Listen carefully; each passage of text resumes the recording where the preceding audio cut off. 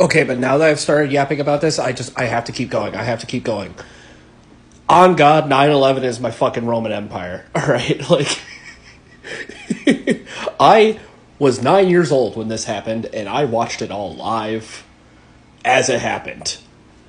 I was dragging ass getting out of bed that morning, and my mom decided to break one of our house rules that she had set because us kids kept wanting to watch Crocodile Hunter before school, and we're getting late for school and missing the bus because we wanted to keep watching Crocodile Hunter. God, times were so much simpler back then.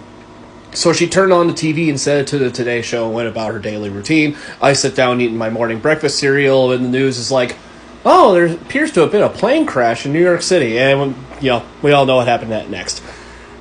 And ever since then, I've basically been obsessed.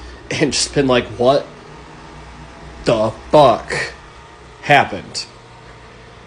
And even if you believe the official 9/11 Commission report, even if you buy the government's official story on 9/11, it tells a story of our intelligence apparatus that is supposedly the best in the world, the supposedly most powerful nation on Earth, with its huge central intelligence agency and its Federal Bureau of Investigation and its Department, the Department of Homeland Security didn't exist yet.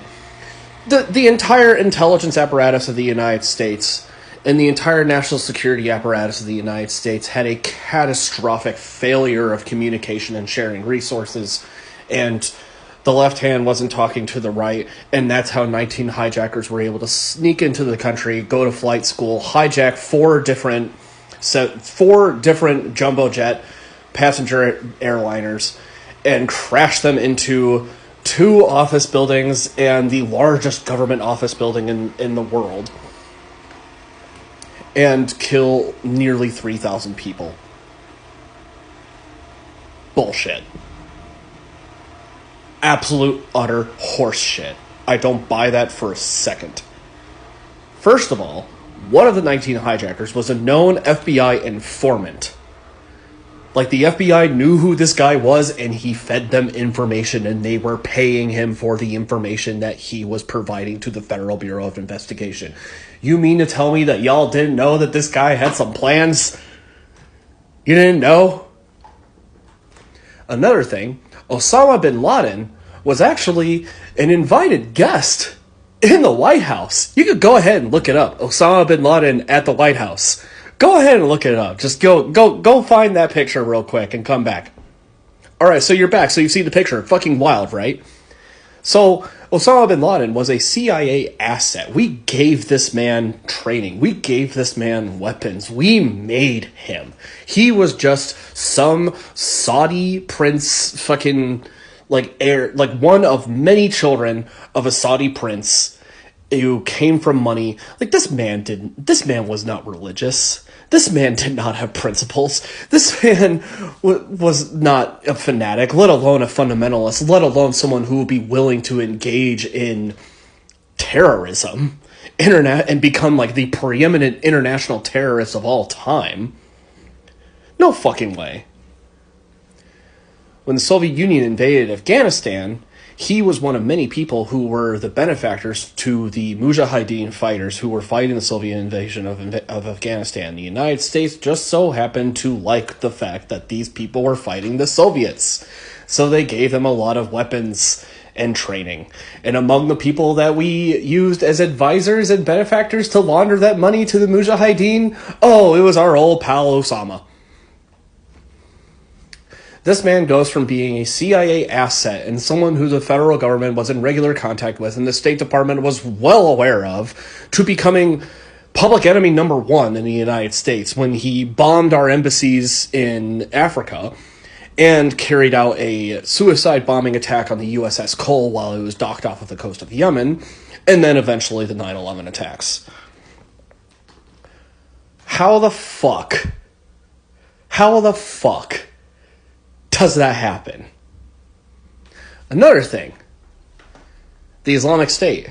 So, the Islamic State was started by a guy who was in Saddam Hussein's prisons. This man was also not religious. He was a fucking low-bit fucking low-rent, street-level gangster, basically. This man dealt drugs, and he pimped women out as full-service sex workers. Like, he was a pimp and a drug dealer, and he was in prison because he was a pimp and a drug dealer. After we invaded Iraq, because former CIA asset Saddam Hussein wasn't playing nice with the United States anymore, funny how that keeps happening, we invaded Iraq and we freed all of these political prisoners from Saddam Hussein's prisons.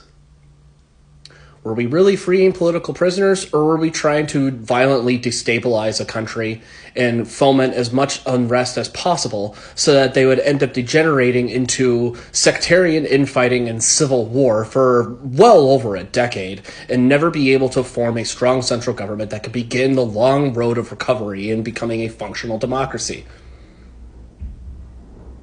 I don't think the United States was ever interested in Iraq becoming a functional democracy. I don't think the United States was ever interested in nation building in Iraq. No, there were never any weapons of mass destruction in Iraq. Saddam Hussein never presented a threat to the United States. We invaded them because we wanted a permanent military presence in the Middle East and because we wanted to have weapons that were parked right across the border from one of our biggest enemies in the region, Iran. And because we probably wanted to exploit that nation's, oil resources. Like, same story as always. The United States is basically a mafia. It is three corporations in a trench coat, essentially shaking down every other country on Earth for protection money. It's racketeering on a global scale. The United States government is the biggest criminal syndicate in the history of the world. It is run by a bunch of grifters, gangsters, criminals, kleptocrats, oligarchs. These people are lining their own pockets with you and I's money and the money of exploited people in the global south and the so-called third world. They are robbing the entire world blind. They are nothing but a fucking cartel.